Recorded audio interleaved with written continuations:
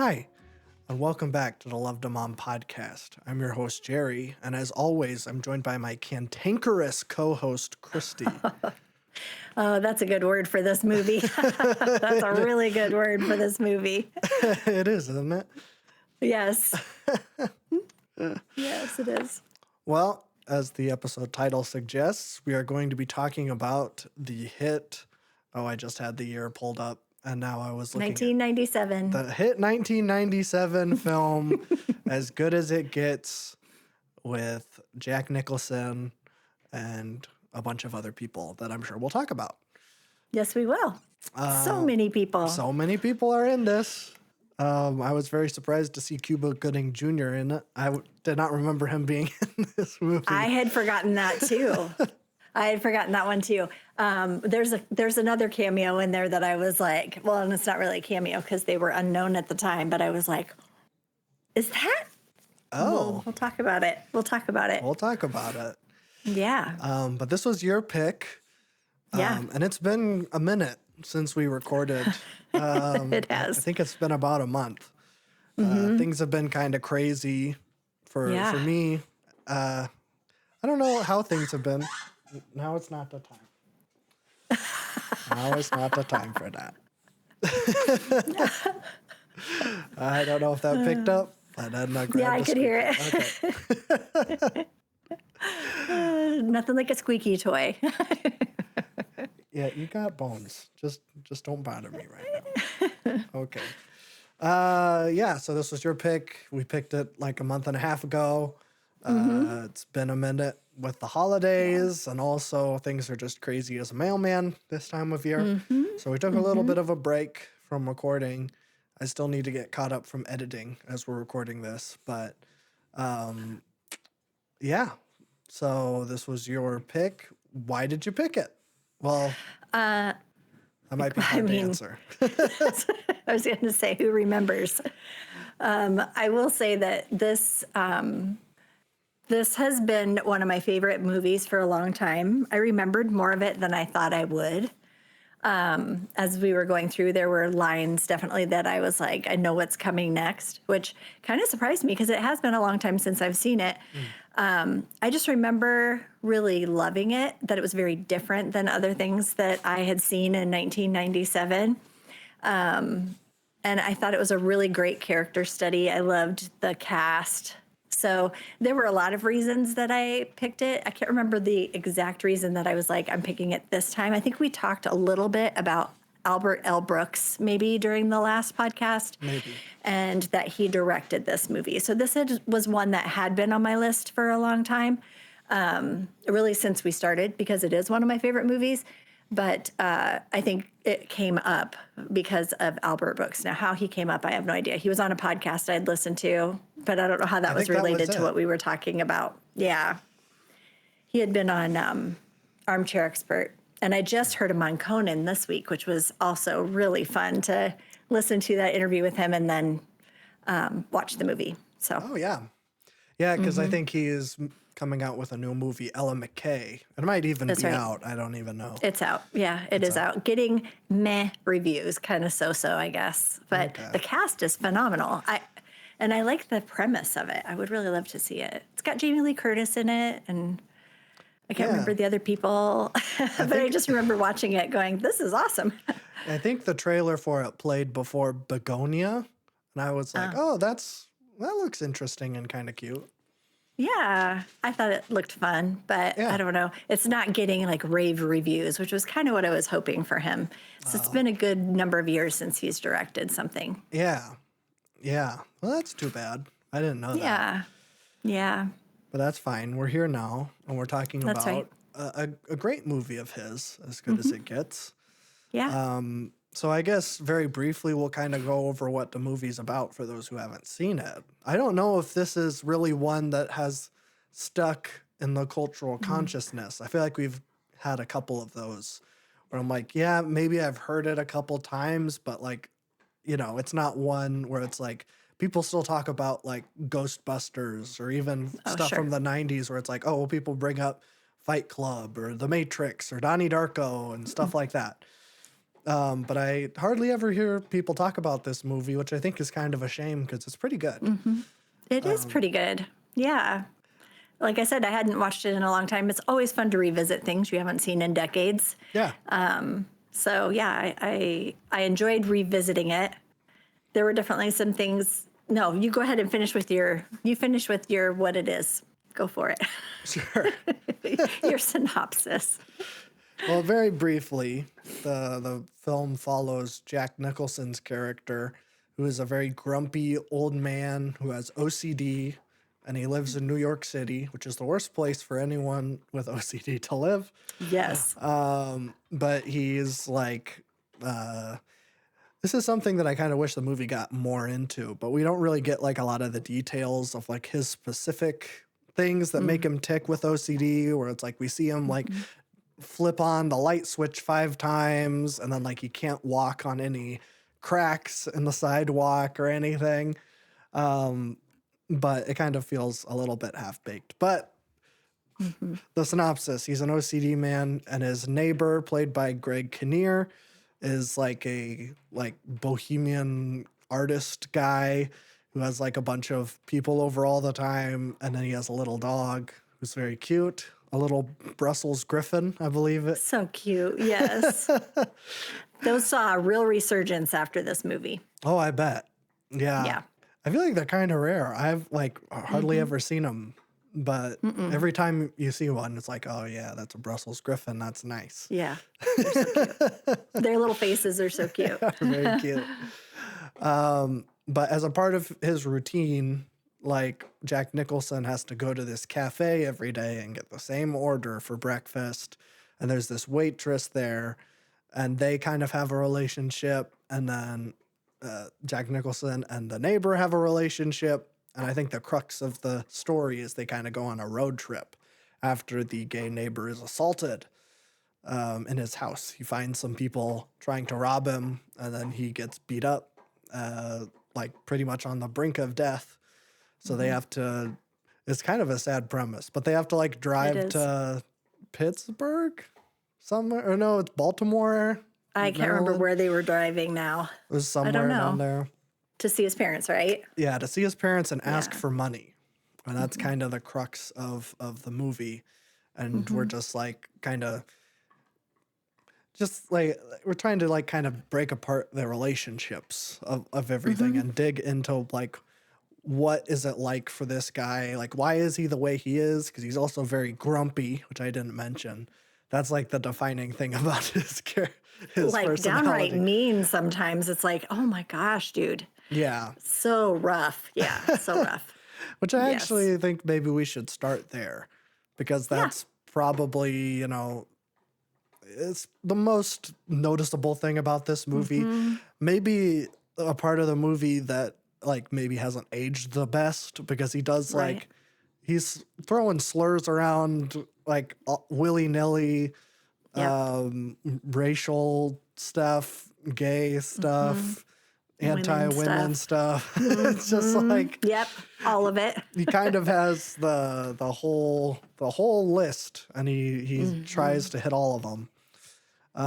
But I think it's kind of interesting, and this is like, what was that movie with was it Regarding Henry, where I was like, I wish they got more into the science stuff of like what was actually wrong with him, where it was like, that was kind of what I wanted from this movie with the OCD, but also like with his grumpiness, because I think there's some stuff where it feels like to me that grumpiness, that rough exterior is like covering up for his OCD, or it's like that's how he can like act on his tics or his obsessions or something. So it's like if someone's in his way, he doesn't have time, or doesn't feel like he has time to explain what's going on. He just like hurls something at them to get out of his way so that he can continue his routine. Right. But that's not like ever explicitly said that that's what it is. I don't know. It's just kind of odd that like, I feel like we kind of needed there's like a scene where like he goes to his psychiatrist. I feel like it would have been really nice to have a scene where he talks with a psychiatrist where he's like, okay, well, we know Mm. these things are issues for you. These are like triggers for you, whatever. Like get into the nitty gritty of like, okay, well, we need to establish this as a baseline Hmm. because I didn't like totally realize that he had OCD until like a decent way into the movie where he's like, I have obsessive compulsive disorder. And I'm like, Really? Oh, this is like yeah. something you need to establish a little earlier. I feel like it was established really early in the hand washing part at the beginning. Picks up the dog, That's true. throws it down the trash chute, and he has to continue to get new bars of soap.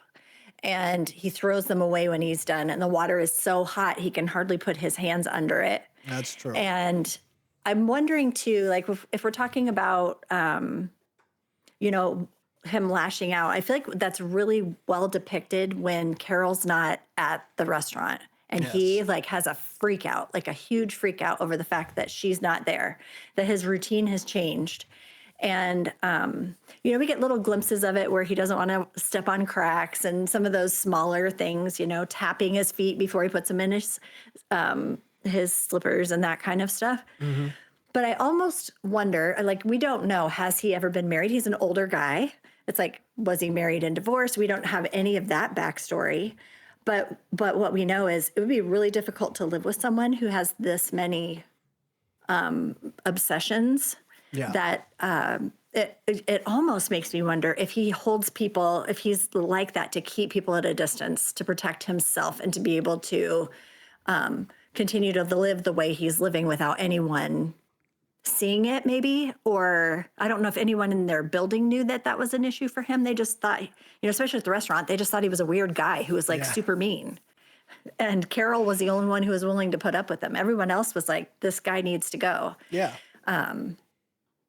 But the other thing I really liked about that relationship, sorry, I totally like No. switched tacks, but Carol, while she was the only one that was willing to wait on him, she also didn't let him get away with stuff. Oh yeah. I liked that. I liked that she was no nonsense with him because you think, oh, he probably would be attracted to someone who would just let him walk all over them. And she was not that person. She Yeah. would call him out when he said things that weren't appropriate, or like that time where he said something about her son. And it was like, what a gut punch Yeah. to say something about this woman's son dying. And he just said it so offhandedly. Hmm. And it just stopped her. And you see her sit down and look him in the eye and like, don't you ever say my son's name again or whatever. Hmm. She could push back, which was what he needs. Yeah. He needs somebody who can do that. But also you see his therapist do the same thing. Like, you missed, how many years has it been? 2 years since you've been here? You just stopped showing up for your appointments and now you want to, no, we're not doing this. Like, people are setting boundaries around him Yeah. because he's not able to do that. He's or unwilling to do that, to set appropriate boundaries or be kind to people. I mean, Yeah. I didn't remember him being so mean.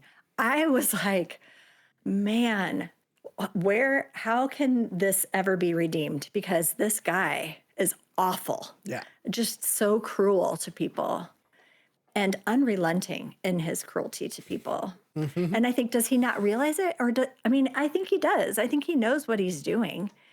He has to see those faces when people react to how he interacts with people. Anyway, Yeah. I don't know.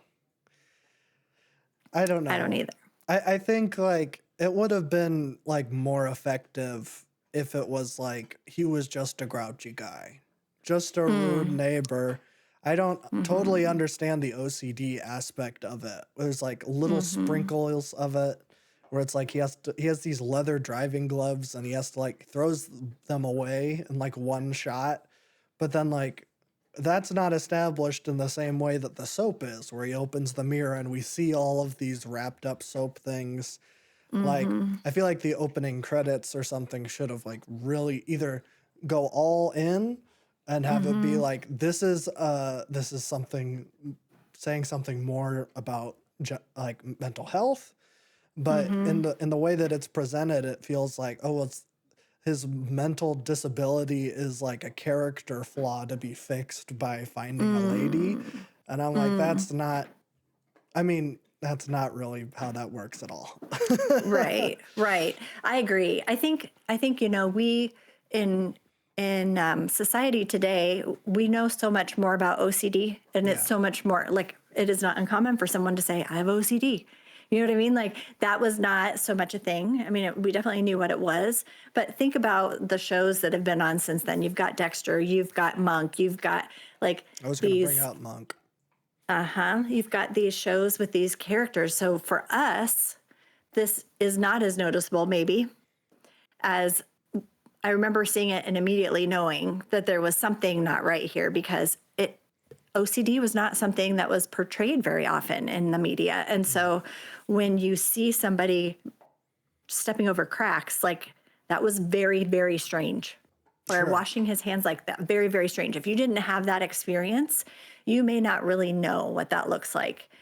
I almost kind of appreciate that we don't know his backstory. Yeah. I kind of like that that we have to deduce that there are issues happening there and that we don't know that story other than I think we learned something about, wasn't it something about the piano and His dad. his dad would like beat him up or something? Am I thinking of the right thing? You Okay, are. yeah. Yeah. Yeah. That was like, they were in the car and Greg Yeah. Kinnear was like telling the story about how his like dad paid him off to get rid of him essentially. And he's like, well, you think Yeah. that's sad? I know. So so clueless. But then you see little I think what's so interesting about this character is that he is so despicable and he continues to be despicable throughout, Yep. but you start to see nuggets of humanity. And he doesn't master it. It's not too rosy. You know what I mean? He's still making mistakes Yeah. throughout. But you're also seeing the ways that he's caring for people in this way that does not always feel like caring, but you can see that he has a good intention in this particular situation. Hmm. So I think about him asking Simon to come live with him, like this man who has OCD, who, really struggles significantly with that illness. And then he's inviting this man who is going to need some care and Yeah. and so but then he still is mean to him. He just is like, Yeah. I don't know, I can't figure him out exactly, but those little nuggets of like there is a good heart in there. Yeah. And trying to figure out it's not like I end the movie and I think, oh, he's wonderful and this nothing bad is ever going to happen or he's not going to say something stupid. He's going to continue to do that. Yeah. He can learn and grow. But looking beyond that, trying to look beyond that to build a relationship with someone like that takes a lot of guts and desperation, maybe. Yeah. Both of them were in desperate situations and they needed him. It's not like well, I mean, Carol was pretty good to him the whole time, but then she felt like, well, I can't leave him because he gave me, he sent this doctor and like, Yeah. yeah. Feels kind of manipulative.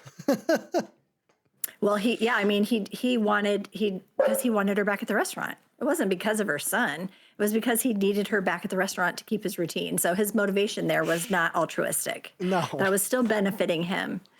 Right. And then he leverages it to get her to go on a trip. And he's like, well, you basically have to do what I say now because I saved your son. It's so weird. That's I the know. thing. Like, I can't really wrap my head around it. Where it's like, I feel like the archetype is something that I like. Where it's like grumpy old dude like becomes like a softie by the end of the movie, whether Yeah. it's like Up or The Holdovers or whatever. Man Called Uva or Man Called Otto with Tom Hanks is a great example of that That's too. another one. Yeah. Curmudgeon, like curmudgeon literature that they call like that particular book they call curmudgeon literature because it's an old grumpy character who has a heart of gold sort of situation. But that's Yeah. not this. This is different. Not totally. it feels, yeah, I think it was just like, I don't know exactly where the movie's coming from. Where I'm like, I'm trying to figure out like the purpose throughout the whole thing. And I think ultimately I was kind of disappointed by the ending of him and Carol getting together at the end. I'm like, I know that this is a movie from the 90s. And it's a Right. very standard kind of character drama thing for there to be like a romantic lead and for them to get together at the end. But I'm like, I think this movie would have been way more effective if they were just friends. If it was just like a platonic relationship and I thought that's where it was going when Yeah. she goes all the way across town to tell him that she's not going to sleep with him ever. I'm like, Right. oh, okay, this is a very strong boundary. We are not going to enter a romantic relationship, which makes Right. sense because she seems to be in her 30s and Jack Nicholson is like 75 or however old he is. 60 and 34. There was a 26-year Okay. difference between them. I did look that up. Yeah, it was like, that was kind of weird. Like, I don't know. I feel like that's also something that's changed where it's like the romantic lead nowadays tends to be more appropriate. I'm thinking of like Shrinking. Like Harrison Ford isn't like dating a 30-year-old in that show. Right. That would have been Right. weird. Yeah, I agree. Yeah, I didn't think that much about it until they kiss at the end and I could see all of his wrinkles on his face and I was like, oh, yuck. Yeah, it's weird. That does not. Yeah. Yeah, I think the thing I like about this movie is that it is that every person, every main character in this movie is complicated. Yeah. They're all complicated. And that while Jack Nicholson's character is probably the most flawed, Sure. air quotes, watching the dynamics between him, that road trip. I love that whole road trip sequence and watching the dynamics between the three of them and watching her like really connect with Simon and the compassion and the understanding and how immediately like she's holding his hand and, like she's such a compassionate listener and immediately was like, you are my guy. Like, this is amazing. And he felt the same. Watching that friendship kind of blossom and watching Melvin be like, what's the deal? You know, this was supposed to be my trip. She was supposed to fall in love with me. And she's spending all this time with my neighbor, Yeah, I think. Yeah, I mean, it was just, but I loved watching the friendship between the other two happen. I loved that. I loved their interactions. I love how they delved deep. Yeah. And I think in a way they were modeling for Melvin, like, this is what you do. And I think she even like explicitly is like, we are having a conversation. Yeah. I am listening. This isn't over. We're still talking about this, Yeah, in that scene where he's talking about his dad, and Melvin's trying to butt in about his own dad. She's like, "No, we are redirecting attention. You are not the center of every single conversation," which I did appreciate. Yeah. And that was like the one thing where I'm like, man, the relationship between Carol and Melvin is really nice. Like there's she's keeps him on a short leash, and I think he kind of needs someone like that. But I'm like, why does it have to be romantic? Like they could just be really good friends. Well, I think the original ending of the movie was that they were not. Oh. They were not. And then I think that last scene, I heard something that said that Albert Brooks yelled out from the side, "Kiss her already," or something like that. But I don't know that that was the original direction they were going. I kind of wonder, if Melvin is the way he is, and we know that his family life was not great. We don't know his romantic history, but if he didn't have anyone, he's a successful author. Everyone bows down to him. No one is holding him accountable for anything. He has not been taught how to be a human in some ways. Yes. And I feel like watching Carol set boundaries with him, like that she's teaching him that.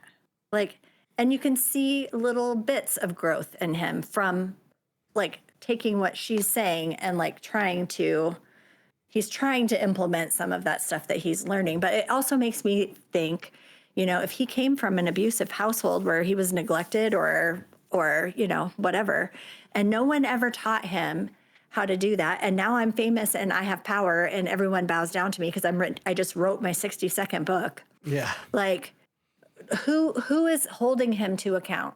Who's making him or teaching him how his words affect others? She's doing it. Yeah. And he's 60 years old and he's just learning this stuff, right?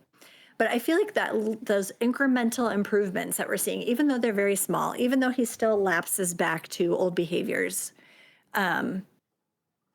you see this kind of softening of him.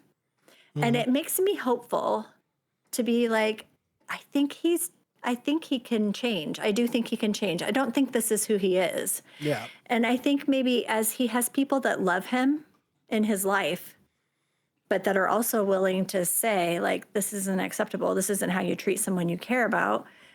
Like, I have hope that he will continue to grow and become a better person. That's kind of what I hope for him. And I love that there are these people now that are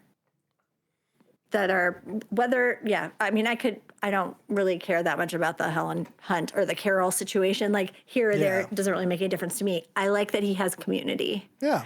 And he has people that love him and that he really cares about.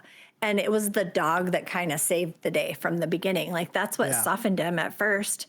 And I think that's real. Like I've had so many conversations with people about the ways that we all know that animals are fantastic therapy pets or, like they're good for when you're struggling with your mental health or whatever. Animals they can do things that people can't do. And so watching that happen was the sweetest. I loved that. I thought that was really, really sweet.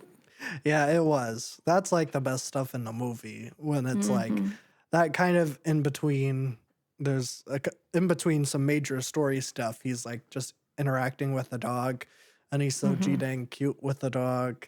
It's so nice. It's like, that's like the biggest kind of clue that we get where it's like, oh, he's actually kind of a decent guy because he's really nice to the dog.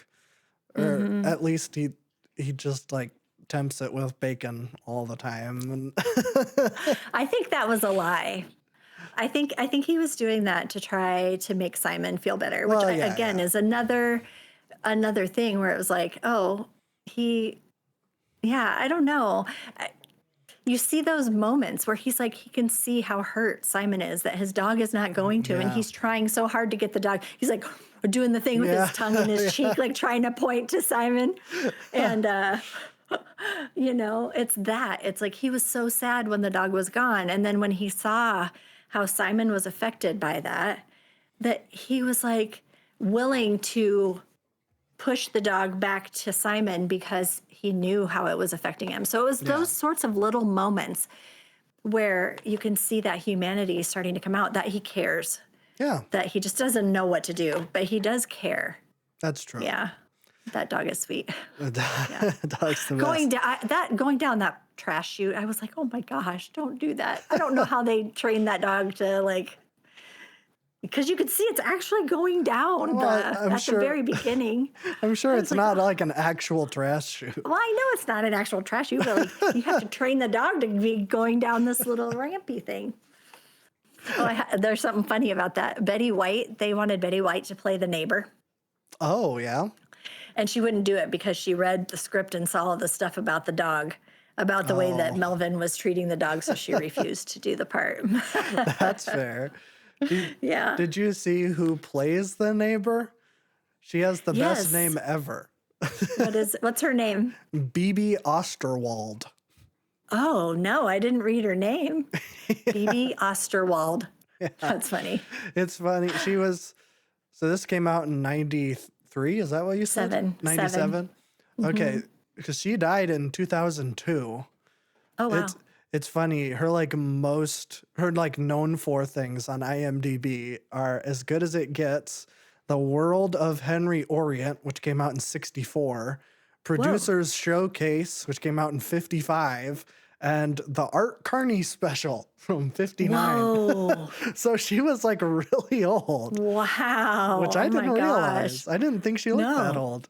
No, I thought she looked pretty good. Yeah. Wow. But yeah, she was Yeah. born 1920. So she would have been in her late 70s. Yeah. Huh. That's kind of crazy. Interesting. Yeah. It is. Yeah. So she didn't live to be very, like, super old. 82. Yeah. I guess we think so. I feel like you see so many more people living into their 90s these days that 82 is starting to feel a bit young. I guess so.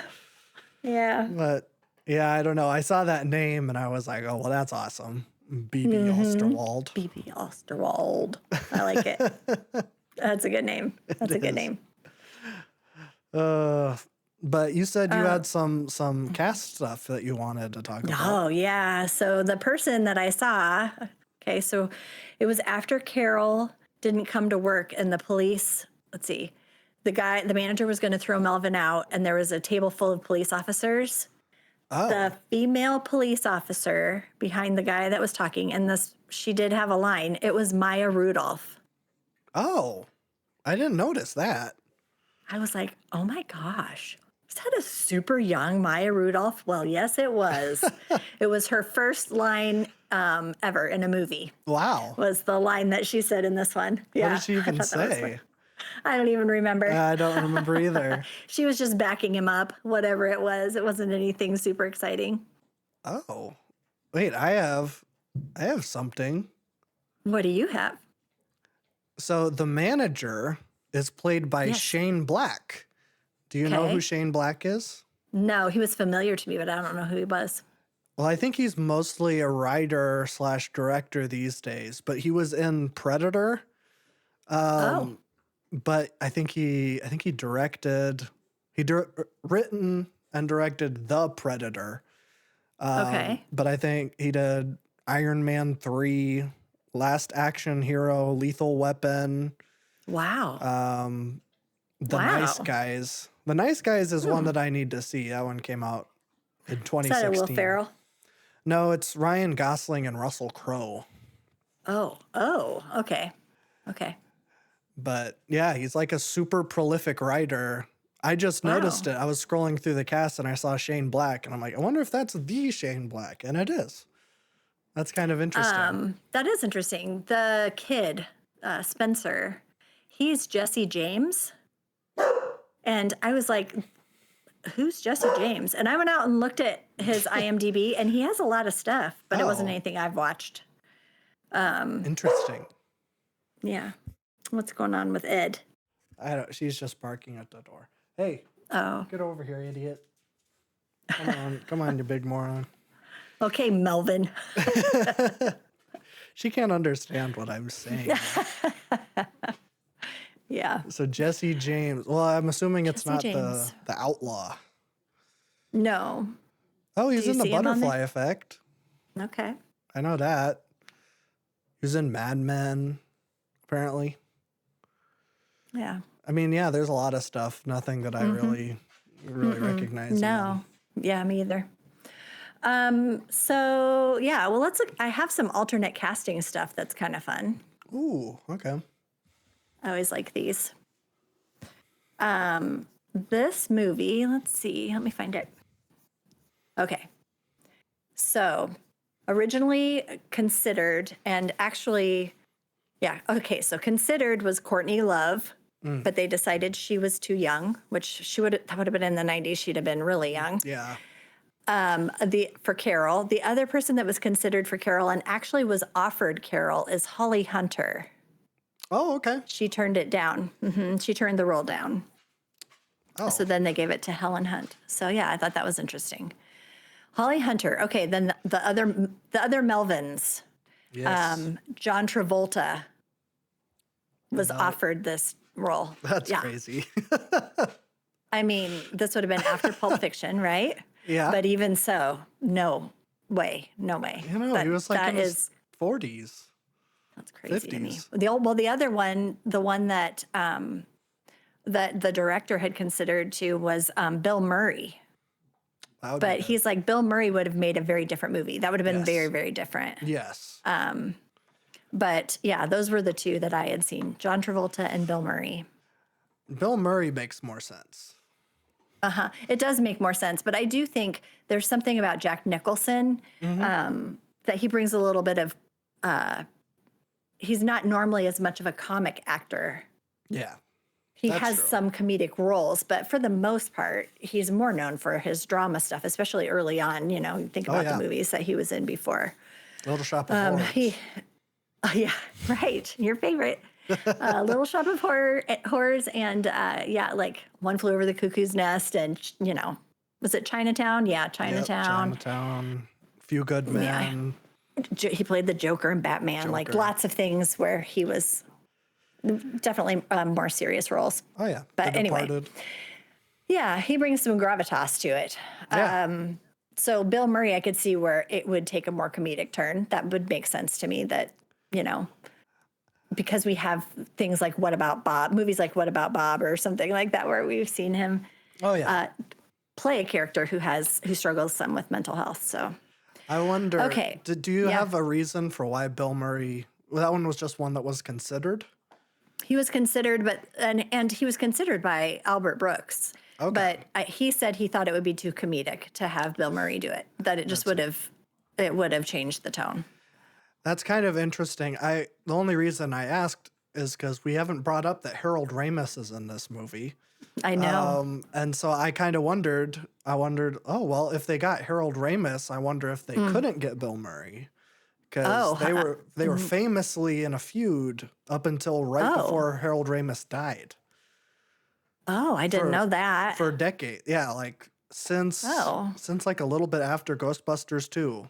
Those two, like they didn't talk for 25 years. And then like as Harold Ramis was like pretty close to dying, they kind of got back together and like, you know, buried the hatchet.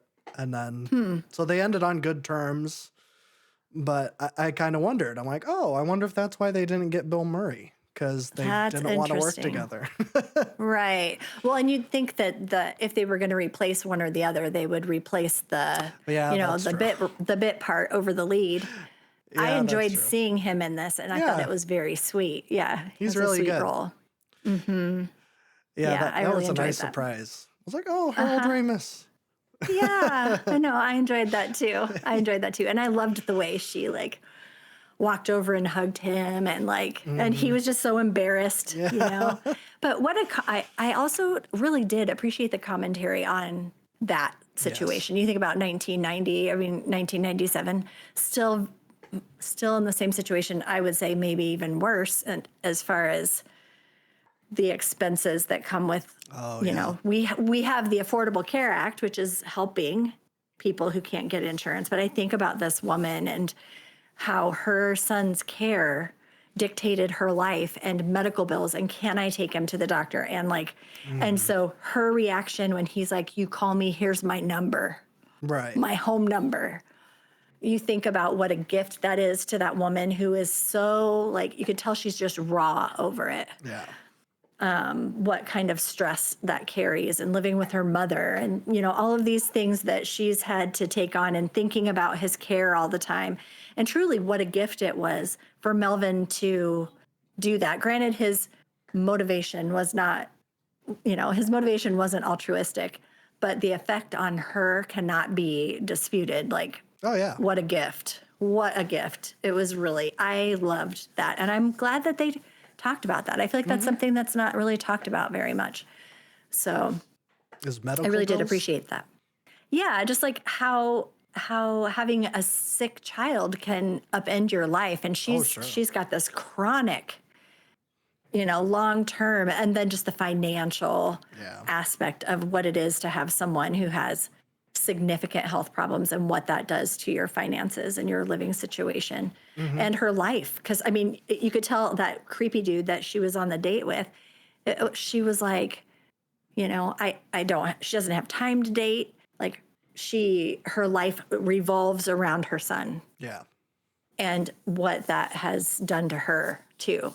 I just thought that was really well done. Yeah. And I liked that. And then I liked her reaction then, like when she's interacting with the doctor and how excited they are about getting blood work back right away and not having to wait on results. And Yeah. that's really real. I get that.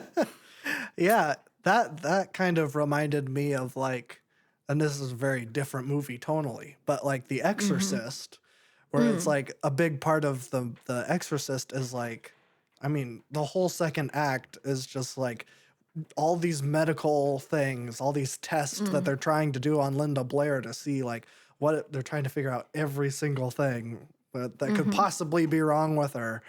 And so like by the end, she's like so frustrated where she's like, can't any of you guys tell me anything about my Yes. kid? And it's like, I kind of felt little snippets of that in this movie with just like the desperation where you're just like, we Yes. just need something to go right. But also what I thought was interesting is that like she had a really hard time letting that go.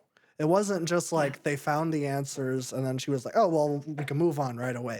It was like she'd been dealing with this for years. And so I really like that they included that bit where it was like, I don't Yeah. know how to leave. I don't know how to be out of this headspace. Right. I feel like that was kind of what we all kind of went through with COVID. Where it's like, I don't Yeah. know how to go back to being a normal person. Right. Right. That's right. When your life is shaped by something so drastically, Yeah. yeah, it's hard to know. It's hard to go back to what would be considered normal. And you think, that boy was, I don't know, 7, 8 years old. You think she has had 8 years of that, of, Yeah. every sickness that happens, taking his temperature all the time, like, the constant obsession that would have to happen to try to manage that health situation and how your life really does start to revolve around that. When it's gone, what do I do? Yeah. I'm not used to functioning in the world without it. Yeah. Yeah. Yeah. It's really, really interesting. that was like some of the best written stuff. I really, really liked that scene between her and her mom. And then they Yeah. eventually go Yeah. out. It was really, really nice. It was, wasn't it? I like that too. Yeah. And then Simon, I'll give you some other options on Simon. Ooh, yes. I have 4. One Oh. was one that Jack Nicholson wanted. So Jack Nicholson wanted Jim Carrey to play Simon. But Jim Carrey had already committed to doing The Truman Show. So he did not take the role. Was a good pick.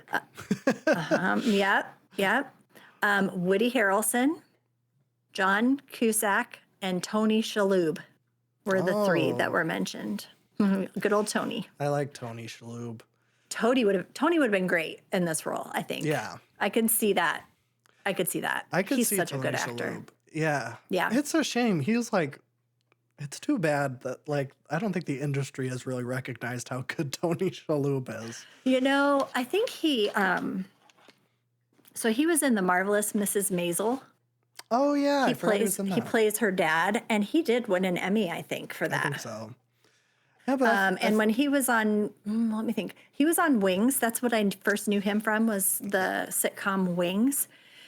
And he played someone from another country. He had an accent, I remember. So I remember seeing him outside of that going, well, like I thought he really had that accent. I thought that was who Oh, he sure. was. But it wasn't. I can't remember what the name of his character was, but oh man, I loved his character. Who's just this really sweet guy from another country working at this airport. I think he was the custodian or something. Very sweet. Anyway, I love him so much. And He's I great. could see him yeah. playing this part. Woody Harrelson said when he went in to do the audition, he made the character too feminine. He said after seeing Greg Kinnear's performance, Yeah. where it was definitely subtle, Yeah. he's like, I realized that I went too much over the top when I, went in for the audition. Yeah. So Yeah, I mean, I could see Woody Harrelson being all right. I don't. He's so like Southern, like I can't see him playing gay without Right. going over. right. Where I feel like, not that he's a bad actor, but I think you Sure. kind of need some subtlety when it comes to something like that. Like we just talked Yeah. about The Birdcage, Robin Williams wasn't going like super over the top. Right. Where I felt like that was really nice that they didn't go. And that's even something that Robin Williams did a lot, was that kind of like over the Oh, yeah. top stereotype kind of. Yes, he did. Yes, he did. So I don't know. I really appreciate both him and Greg Kinnear for like Yeah. playing them like people. I thought Greg Kinnear's performance was wonderful. Yeah. I loved him. His facial expressions, Yes. he did some really great acting with his face, and it was very understated. And I don't know, that character had a lot of vulnerability. He was in a really tough spot. You think financially he was in a tough spot. He had these people around him who were trying to help him, but like are these his friends? And I think they were to an extent. They were his friends.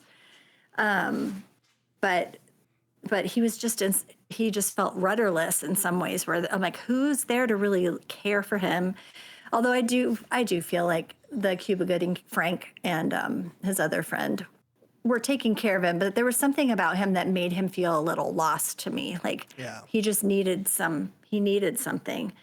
And maybe that is, once we learn his backstory and understand that, the way his parents had ostracized him, that he's a young man out on his own, trying to earn a living in a creative field, Yeah. like that makes you vulnerable. But anyway, I loved the way he played it. I thought it was very well done. Yeah. I really like him. Did you know that, well, okay, so we were talking about Hank Azaria. So do you know that he and Helen Hunt were married? Did I tell you that? No, I don't think so. Okay, so he was on the show Mad About You, which Helen Hunt was on for years. And they got married. And I remembered them getting married, and I remember them getting divorced. But I didn't remember it was this fast. So they got married. Let's see. They were married for 18 months. Almost 18 months. 99, like July of 99 until December of 2000. Oh, Really short. yeah. Really short. I want to know the story. I'm like, how bad is it that within the first 18 months you're done? I don't know what the story is, but I bet there's a story there. Oh, yeah. Yeah. So anyway, that's kind of shocking. interesting, right? Yeah. And then, so Lisa Kudrow was on Mad About You. She played Ursula, who was a waitress at the restaurant that the main characters always went to. And so Ursula carried over into Friends. Yeah, it was like That was sounds Phoebe's familiar. twin sister. That's yeah, right. so Okay. that was Phoebe's twin sister. And so Ursula would show up periodically in Friends, and there was a scene where Helen Hunt was there Oh, with Ursula. And she saw Phoebe, and she was like talking to her like she was Ursula. I think that was the deal. And so she was on it, but also Hank Azaria played Phoebe's boyfriend. oh yeah. They were in a he was an ice dancer. That's right. So Hank Azaria was also on Friends, but they never overlapped. So both of them actually made appearances on Friends, but never at the same time. Interesting. I don't remember I Helen know. Hunt being on there, but it's been It was so a one long. episode thing. Oh, Yeah, it was okay. just a one episode. She popped in. It was kind of a funny little nod to Lisa Kudrow's appearances on that show, because that's where she kind of started getting sure. big, was on that show. Yeah. Interesting.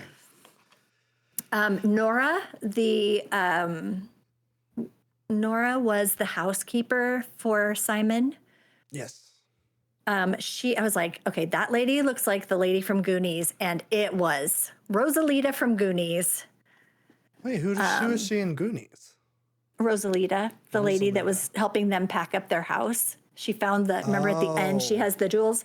She comes running over, she speaks Spanish. She comes running over and pours them into their hands. And That's right. she was helping the family pack. Yeah. Okay.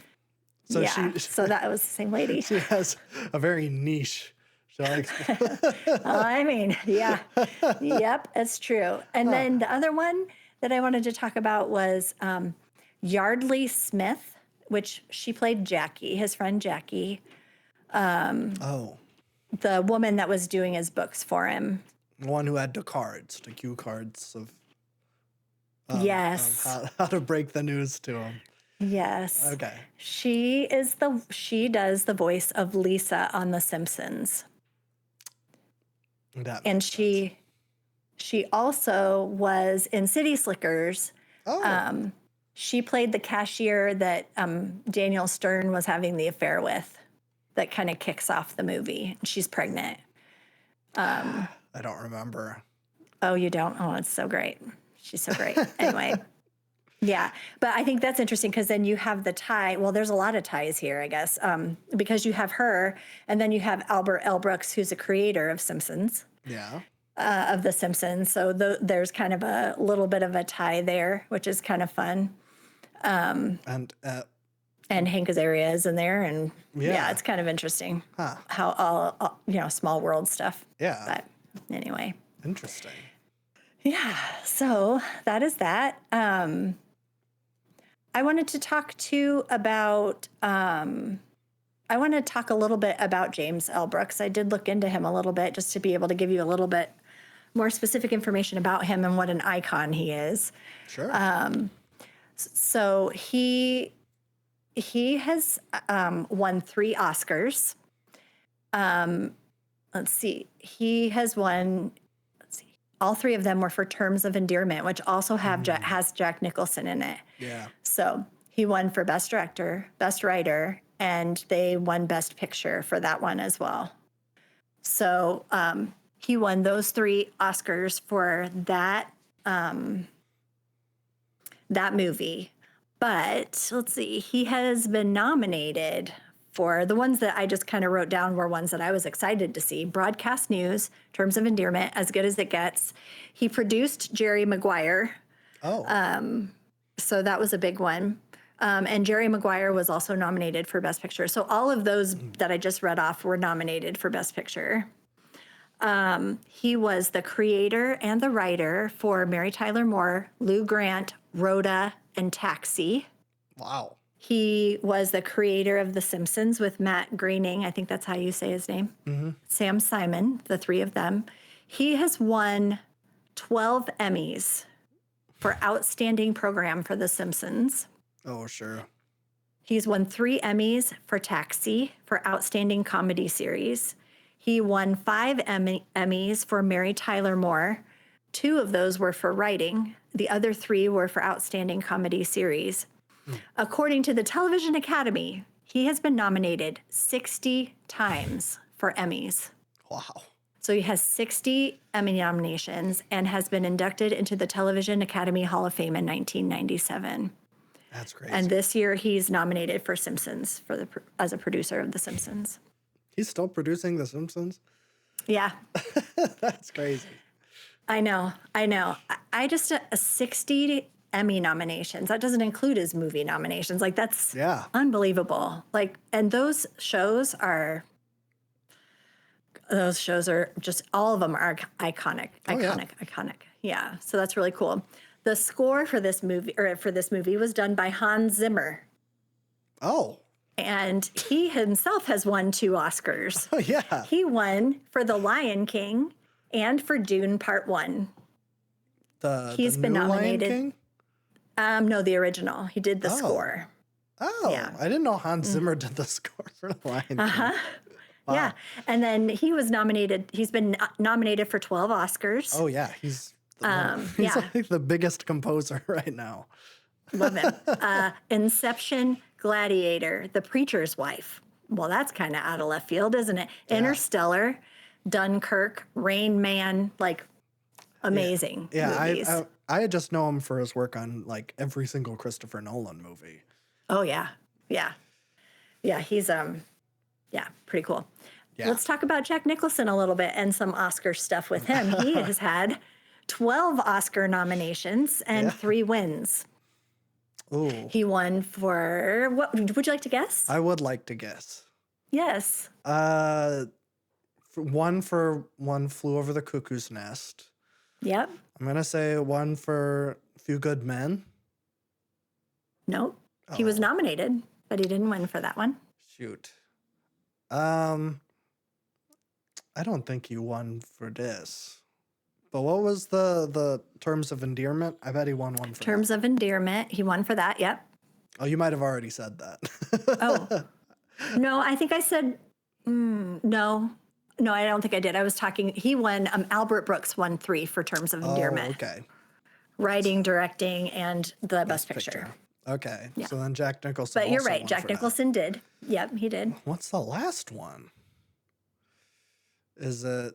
It's not The Shining. No, It's not Batman. no, no. I don't know what it is. He was good in that, though. It was this movie. Oh, really? Yes. Oh, Yeah, I he wouldn't won have for this. pictured that. Yep. Yes. And so some interesting little tidbits, just some personal life things about him. He was raised believing that his grandmother was his mother and that his mother was his sister. She was a showgirl. His mother was a showgirl. Oh, And they were not sure who his dad was, but he was raised by his grandmother believing she was his mother. He found out the truth in 1975, which is late to be finding out the truth, because a Time magazine journalist was researching a profile on him and figured it out. And he had no idea. that's crazy. I know. Wow. I know. He was in a long-term relationship with Angelica Houston. They never were married, but they were together for 17 years off and on. Oh, So a long time. But he has had 5 children with 4 women. And none of them were Angelica Houston. I don't think so. Oh. So in those off and on years, apparently. Anyway, so that was interesting.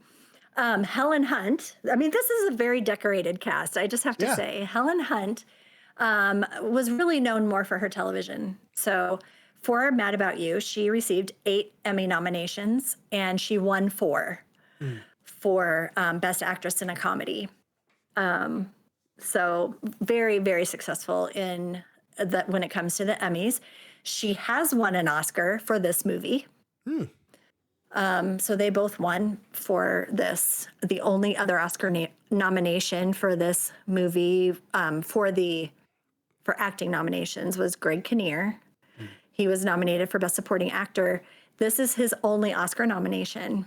Oh, he should have been yeah. nommed for Little Miss Sunshine. I love him in that. Oh, he was movie. great in that. He was very, very good in that. Yes.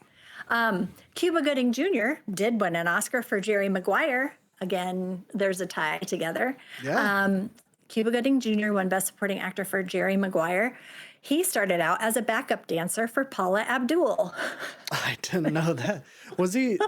Did he not get nominated for Boys in the Hood? I don't know if he did. I guess I didn't look up his Oscar stuff, but I know he did win for Jerry Maguire. Oh, wait. Okay, what I do see written down is that he has appeared in 4 Best Picture nominees. A Few Good Men was one, As Good as It Gets, Jerry Maguire, and Selma. He was in the movie Selma. Okay. Yeah. But I don't see anything about other noms. Do you see anything out there? It just says, I just see that he won, just one for Jerry Maguire. Uh-huh. I'm not seeing, well, he has 43 nominations. Whoa. But Oh I my think gosh, that's so just many. awards in general. Oh, sure. Oh, yes. Right. I don't, well, On IMDb, you should be able to scroll to. Usually, Academy Awards is the top, just because it comes first alphabetically. But It is, but when I click on it, it just takes me to the page for the Oscars, and I'm like, well, don't click on. Don't. Yeah, you're. There's another place on there that you can click on that's not a hyperlink, Oh, okay. or that's not that hyperlink. It's a different. I'll have to do some digging. Try Yeah. to find it. I know Yeah. it's on this So- page somewhere. His parents managed the Apollo Theater in Harlem. Oh, I think is also a really interesting thing about him. And he has a brother named Omar Gooding, which I don't know. I didn't recognize his name. I actually did a little bit of research on him because I'm like, who is this person? The fact that they mentioned it specifically in his bio seemed kind of weird. yeah. He was in the show Hanging with Mr. Cooper back in the 90s. That was a huge show. And so that's his brother. Interesting. Yeah. So I thought that was kind of cool too. And then I guess Vincent, which is the model, his name is Skeet Earlrich. Skeet. Oh, He yeah. looked I don't know how you familiar. pronounce it. Yeah, and he was in a bunch of stuff too, but it wasn't anything I'd seen. It's probably stuff that you would know from.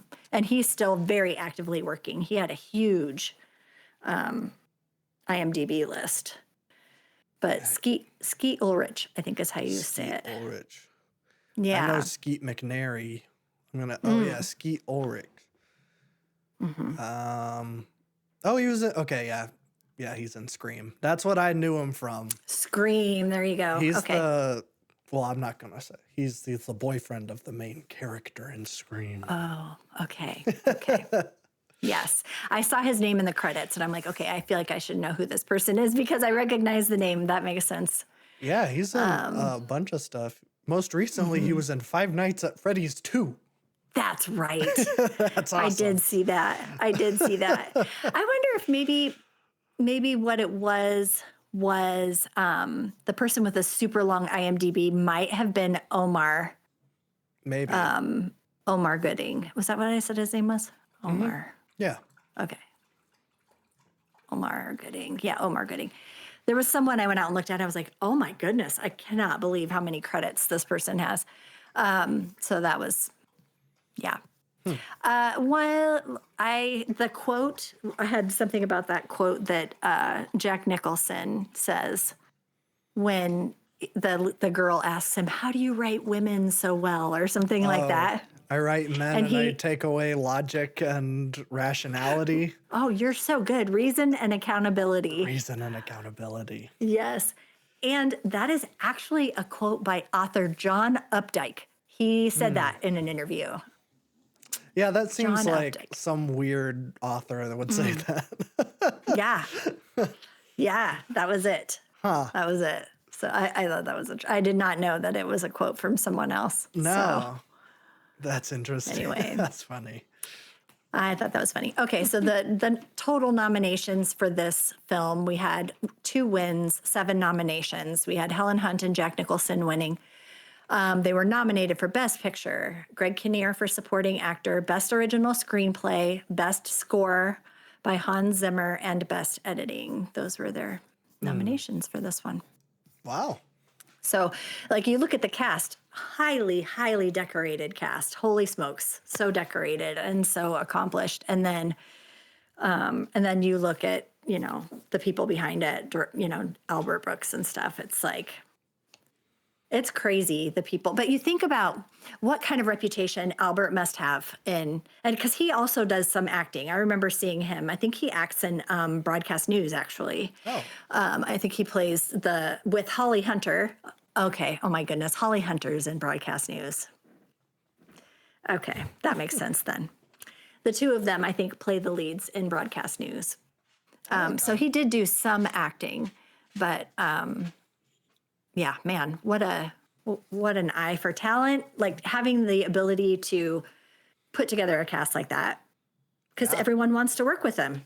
Like, of course you want to work with him. Like he has a good picker. So that's why I was so disappointed when I saw that this new movie is just not, but you know what?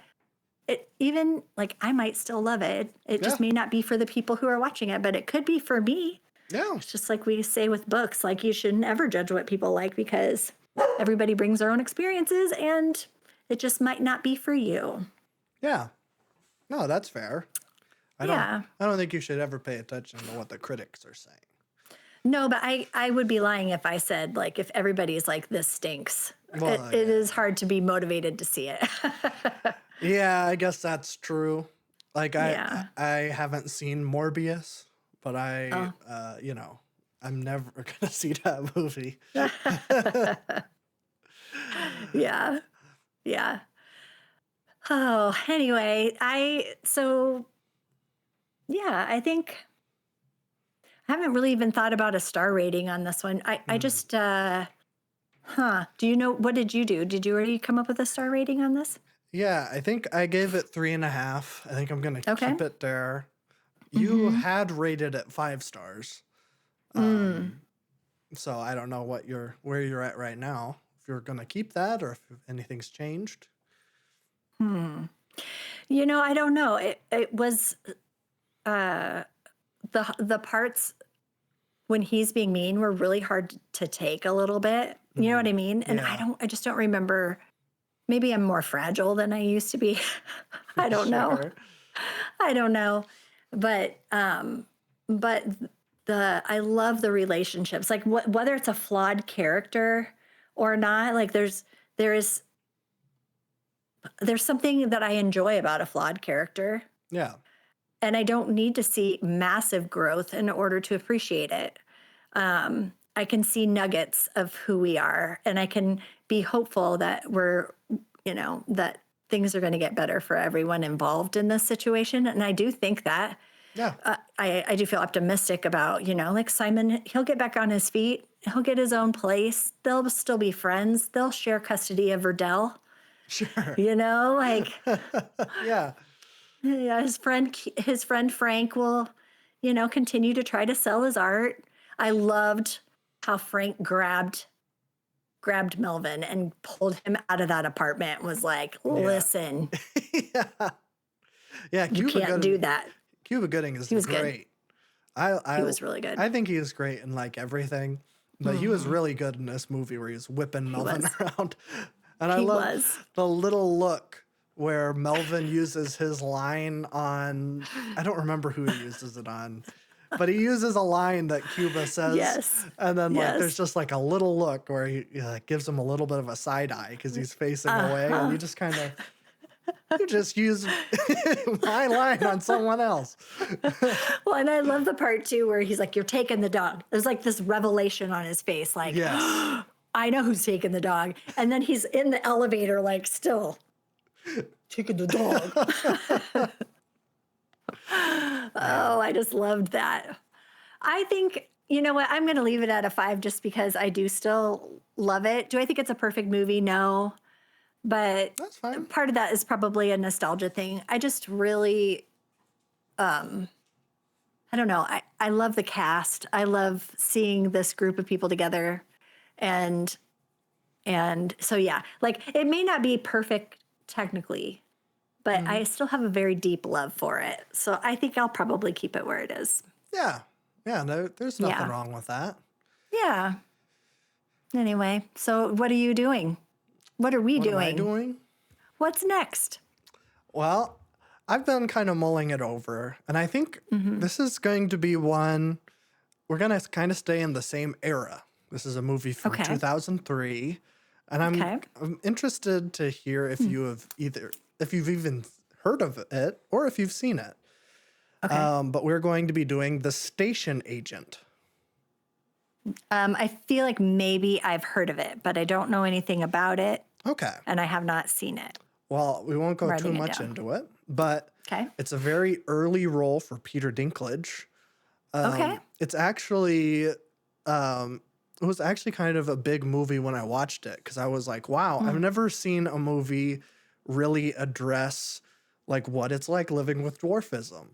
Mm. And so that's what the movie is about. It's kind of a character study of Peter Mm-hmm. Dinklage's character. Cool. So Oh, I would like that. we're gonna be getting another kind of sappy melodrama I about love a someone sappy with melodrama. a disability. So, Okay. yeah, looking forward to it. I haven't seen it in Yeah. years, so Oh, I'm excited about this. 2003. Okay. yeah, little baby Peter Dinklage. Yeah. That's what I was trying to think through. Like, how old would Peter Dinklage have been at that time? Pretty young. Yeah, I was. Younger, for sure. I'm trying to think, how old is he? How old do you think he is now? I don't even know. I 50s? probably. Let me see. I'm pulling up his IMDb now because Letterboxd is down as of us talking. Oh, Oh, he was born in 1969. okay. So he's in his 50s. Yeah, Okay. Yeah, well, he's just a couple years older than your dad. yeah. It's interesting. Oh, that's nice. He's married to someone and they've been married for 20 years. Oh, I love that. That's nice. Yeah. Yeah, I love Peter Dinklage. I think he's great in everything that he's in. So I'm The only excited. thing I've ever seen him in is Elf. Oh, well. That's it. And he's hilarious in that. He's so good. funny. He's good. He's really good.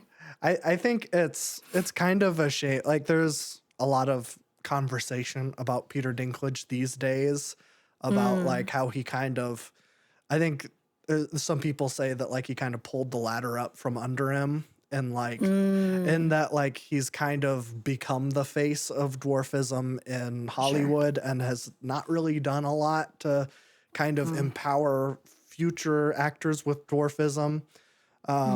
Especially, I forget what it was. There was some movie that came out and it was like it used to be Little People and then they changed it and like people were blaming Peter Dinklage. I'm going to have to look into it before the next episode. Yeah. Yeah. But I'm a big fan of his. I think he's a really, really phenomenal actor. So yeah, Station Agent next week. That sounds good. Yeah. Yeah, that sounds really good. I like I said, I've heard of it. I know nothing. So it'll be fun to go in cold. It kind of seems like one that would be based on a book. So I don't know if it is. Oh, that could be. Maybe that's what I know it from. Well, I'll look into that. Let's see if it is a book. We'll look into everything. We'll come in Yes. prepared for next We will. episode. We will. But yeah, that'll just about do it Yeah. for this episode. Yes. Go watch As Good as It Gets if you haven't seen it. We haven't Yeah, spoiled it a really whole is lot. good. It's a really nice movie. Even though I'm not so hot on a lot of some of the choices, I still think it is very worth your time, and there's a lot of stuff in it that is very nice and just kind of a cute movie. So Yeah. nothing wrong with that. No. So yeah, I guess that'll do it. I guess I'll plug the Sounds other good. podcast. Yes. I do another podcast. It's called the Boy Time Podcast. I've been doing it for over 5 years now, and we're still going. We're still talking about movies. Most recently, well, we just did our list week episode of top movies and TV shows and games of the year. Did that on the Okay. Boy Time podcast channel. And then over on the main channel on Boy Time, we did our top albums of the year, top 10. Oh, fun. Okay. So we have top lists for pretty much every art form that we pay attention to. Sorry, we don't have top 5 Yes. paintings of the year or sculptures. Books of the year. Books of the year would be nice. Books of the year is like, that's a pretty big omission, but I don't That's my read. jam. Maybe we can insert a section where you talk about your top books of the year. Yeah. Every year I do a top 5. Okay. And this year I could not. I had such a good reading. I read 94 books this year, which Wow. is very close to my all-time high. I think I've hit 100 before, but in the last few years I haven't read any more than maybe 75 or 80. So I Wow. bumped up quite a bit. And I had, I think, more 5-star books than I've ever had before. And so picking my top 5 was really difficult just Yeah. because there were so many more books, but also I read a lot of really good ones this year. So I made it a top 6 because I couldn't do it. Sometimes you just can't do it. And I even had a nonfiction on there, and I can tell you what that is right off the top of my head. That was John Green's Everything is Tuberculosis. Yeah, I've heard about that one. So good. And I am part of the Sharon McMahon's book club, and she had John Green do a Zoom. We do a book club, and that was one of the book picks. And so I got to be on a Zoom with John Green, and I thought I was going to die. I was so excited. That's It really was the cool. best. Yeah. And so he got on and we talked about the book. And I think, this is relevant to movies in that, like, I never really realized that every time someone coughs on a white napkin and there's blood, that's tuberculosis. I never realized that was the disease we were looking at. I didn't either. Yeah. So like Moulin Rouge or anytime, somebody's and then there's blood, you're like, oh no, they're dying. They're going to die for sure because there's blood. Yeah. Yeah. Tuberculosis is the disease that's depicting. So it shows up all over the place, which is Oh, why yeah. it's called Everything is Tuberculosis, because once you learn about it, Oh, you yeah. see it everywhere. Super. Comes Yeah. up all the time. Yeah. Yeah. Like one of the most infectious diseases in history. That's right. And you have like in Dad's family, his grandmother was married and had two kids, two boys, and the two boys died from tuberculosis. And then her husband died from tuberculosis. So she was Oh. alone again. Her boys were like 2 and like 9 months or something, just littles, all died from tuberculosis. She's single for 7 years. She gets married again. They have 3 boys. And then just a few years in, the next husband got tuberculosis and was sent to a tuberculosis home here in Iowa, Oh. where the only thing they knew to treat it was fresh air and bed rest. That's the only thing they Oh, knew yeah, to yeah. help take care of it. And so they had these homes where they had like porches, 2-story porches, and they would have all these beds lined up on these open air porches, and people would just lay in their beds outside all day trying to get better from tuberculosis. Yeah. Anyway, second husband ended up dying from tuberculosis as well. And so she ended up being a single woman raising 3 boys in the 1930s and 40s. Like, yeah, kind of crazy, but Yeah. not knowing, like reading this book and then seeing all the places that through our history, so many presidents have yeah. had tuberculosis. Like it's just everywhere. And so Oh, that's yeah. where it is. His wife had said to him, John, everything is tuberculosis, like, because that's all he was talking about was tuberculosis. That's where the name of the book came from. Anyway, that was one of my top books of the year. It has changed the way I look at the world. Oh, sure. Sometimes you'll get a book like that, and that is one of those. The other ones are all fiction. I'll bring you my book list next time so you can hear my other top 5. Sure. I'll just say them quick. Why not? 'cause in case somebody's looking for good books, I can help. I'm a librarian. Yeah. Yeah, no, I think that's great. Yeah. We'll have a little Okay. section at the end of the next episode. I did look it up, and the station agent is not based on a book. So, Oh, it's not. Okay. so Okay. uh, Also, I just listened to your episode. You were talking about your podcast. I just listened to your taxi driver episode. oh yeah, That was really good. You guys had a good discussion about that. That is a movie I have not seen, so I enjoyed listening to you guys talk about it. yeah. I don't think you'd really like it. I don't think so either. That's probably why I've never seen it. Yeah.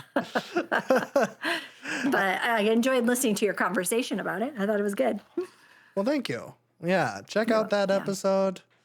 I think before the list week we did Total Recall, which I've edited that movie or that podcast. It's not Yeah. out yet, so That's a good one. I love that movie. It's Like so much it's fun. kind of gross for me, but it is very fun. Oh yeah, I can't believe Yeah. you like that movie. I loved it. I That's just had awesome. my eyes closed for a lot of it, but I really did enjoy the premise of it. It felt so futuristic, and now it feels like, oh yeah, that's just our life today. Yeah, there's a lot of stuff like that where they have like the video phones, Yeah, which are funny because they're like big CRT televisions. I like that's the know, best they I could know. do. I know. It was like revolutionary when you watch it. You're like, oh, maybe someday. Now we have them in our hands. Yeah. Yeah, it felt so far away, when you watch it in the 90s, it feels far away, but it wasn't that much later that they were Yeah, that's true. available. It's kind Yeah. of crazy, the speed. But anyway, So yeah, well, I look forward to hearing that. That'll be good. that'll be a good one. That's a good one. I like that episode. Yeah. So yeah, that's all the plugs. That's Okay. everything that we're doing. And that's all I have to say. All right. And I will say support your local library and call your mom. Goodbye, everybody. So long.